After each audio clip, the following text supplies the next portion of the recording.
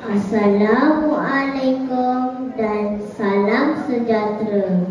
Nama saya Nur Raisha binti Rosman Bahari. Berumur saya adalah 8 tahun. Hobi saya ialah memasak dan membaca. Saya sudah jadi dewasa, saya akan jadi chef.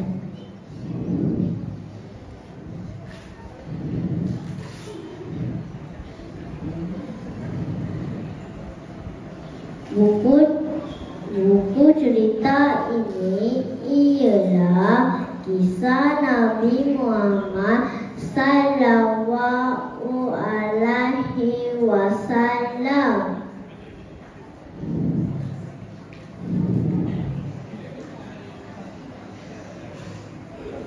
Buku ini diterbitkan oleh Fazia Aziz.